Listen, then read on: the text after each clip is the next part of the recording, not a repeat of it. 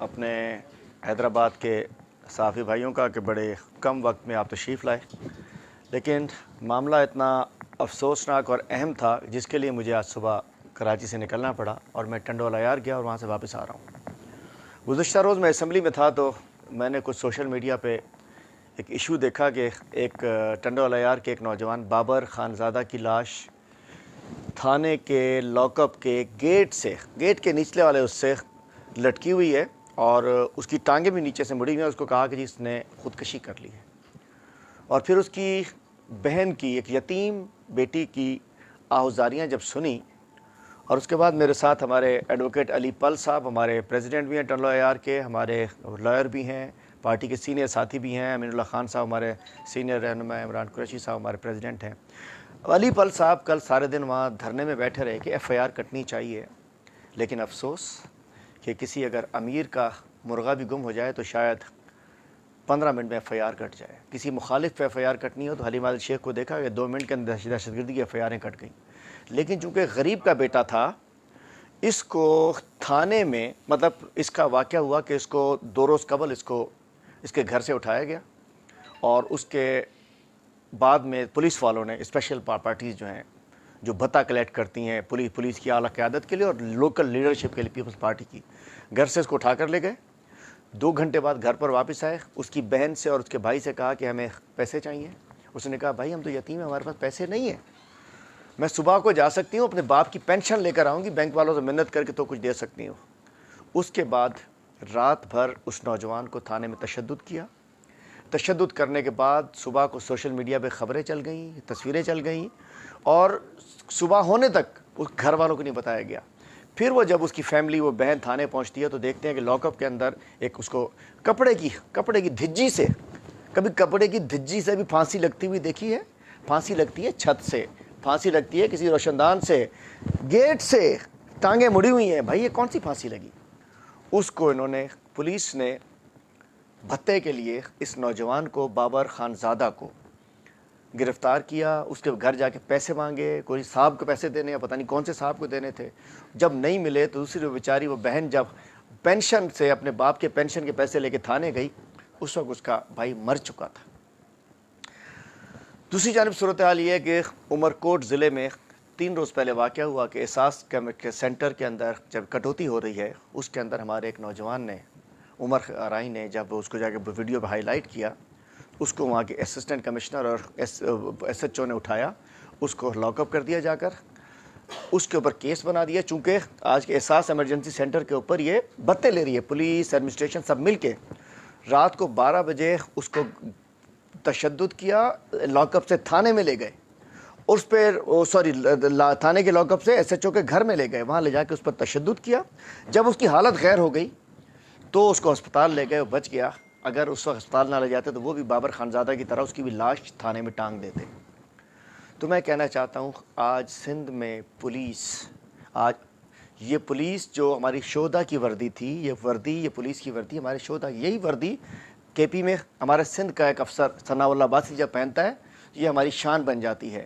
یہی وردی جب اے ڈی خواجہ پہنتا ہے تو ہماری شان بن جاتی ہے۔ یہی وردی کلیم امام پہنتا ہے تو ہماری شان بن جاتی ہے۔ جب یہی وردی کوئی غلام قسم کے افسران پہنتے ہیں جو کہ حکومت کے اس پہ چل رہے ہوتے ہیں، تو پھر یہ وردی یہ کالی بھیڑوں سے کالے بھیڑیوں کی وردی بن جاتی ہے، یہ منشیات فروشوں کی وردی بن جاتی ہے، یہ قاتلوں کی وردی بن جاتی ہے، یہ پولیس گردی کی وردی بن جاتی ہے۔ میں کہتا ہوں کہ سندھ پولیس اس وقت جو صورتحال ہے، چونکہ سندھ پولیس سندھ حکومت کے کنٹرول میں جا چکی ہے، تو آج کروڑوں روپے کے منتھلیاں اور ہفتے چل رہے ہیں، کیا کہنا چاہیے، سفینہ اور گٹکا اور پتہ نہیں کیا کیا، مجھے تو نام بھی نہیں آتے، حشیش، ہیروئن، چرس، سارے ملا کے، اور خاص طور پہ گٹکے چھٹکے کے چھالیوں پہ کروڑوں روپے کے بھتے چل رہے ہیں۔ پولیس تیل بیچنے میں لگی ہوئی ہے، پولیس منشیات بیچنے میں لگی ہوئی ہے، اور اس کے بعد ایک بیچارے پہ اس کے بعد ایک کٹا ڈال دیا گیا جس نے منشیات، وہ اس کے پتہ نہیں کیا سفینہ ہے، پتہ نہیں کیا برآمد ہو گیا اس سے۔ میں کہنا چاہتا ہوں کہ سب سے پہلے، اور ایک اور چیز، آج سے پچھلے رمضان شریف میں بھی اسی نوجوان کو اٹھایا گیا تھا۔ میں بتانا چاہتا ہوں پچھلے رمضان میں بھی اسی نوجوان بابر خانزادہ کو گرفتار کیا تھا۔ تھانے جا کر اس کی بڑی بہن کو کراچی فون کیا کہیں سے نمبر لے کے کہ جی تمہارا بھائی ہم نے پکڑا ہوا ہے، باقی تو تمہارے یتیم ہے، ادھر آؤ، بھائی چھٹانا ہے تو۔ مطلب یہ اغوا کار بھی پولیس بن چکی ہے۔ یہ پولیس اغواکار پولیس بھی بن چکی ہے. وہ خاتون کراچی سے آتی ہیں, 25,000 روپے مانگتے ہیں, 20,000 روپے دے کے اس نوجوان کو چھٹا کر لے کے جاتی ہیں. پرسوں گرفتار کیا جاتا ہے اور اس کو تشدد کر کے, پیسوں کی خاطر پولیس اس کو تشدد کر کے بابر خانزادہ کو قتل کر کے اس کی لاش تھانے میں ٹانگ دیتی ہے, لاک اپ میں.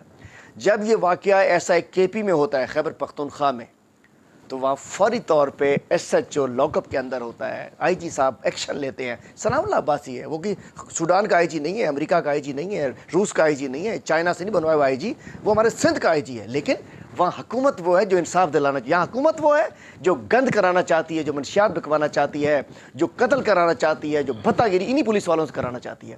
اسی ثناء اللہ عباسی نے ایک خیبر پختونخوا میں آپ دیکھیے کہ ان کو لاک اپ کیا, ایف آئی آر کاٹی اور انصاف دلایا. کل یہ لوگ دھرنا دیتے رہے, ایف آئی آر نہیں کاٹی گئی.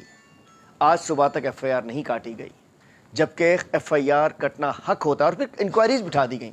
جوڈیشل انکوائری مجسٹریٹ صاحب کیا کریں گے؟ مجسٹریٹ صاحب اس لیے کچھ نہیں کر سکتے کہ تھانے میں وہی ایس ایچ او بیٹھا ہوا ہے جس نے اس کو قتل کے وقت جو ایس ایچ او تھا, وہ آج میں گیا, اس کو لاک اپ میں ہونا چاہیے تھا. وہ ایس ایچ او اپنی کرسی پہ بیٹھا ہوا ہے. ڈاکٹر جو بیان دے گا مجسٹریٹ نے وہ لکھنا ہے. ڈاکٹرز ان کے اپنے ہیں, ڈاکٹر بھی یہ پوسٹ کراتے ہیں, ایس پی بھی یہ پوسٹ کراتے ہیں, ایس ایچ او بھی یہ پوسٹ کراتے ہیں. ڈاکٹر بھی کہے گا, جبکہ میں آپ کو ویڈیو شیئر کرتا ہوں میڈیا کو, اور اللہ کے واسطے اس کے اوپر حق کیجئے. یہ غریب کا خون ہوا ہے, غریب کا قتل ہوا ہے, غریب کو پولیس والوں نے تھانے میں مارا ہے.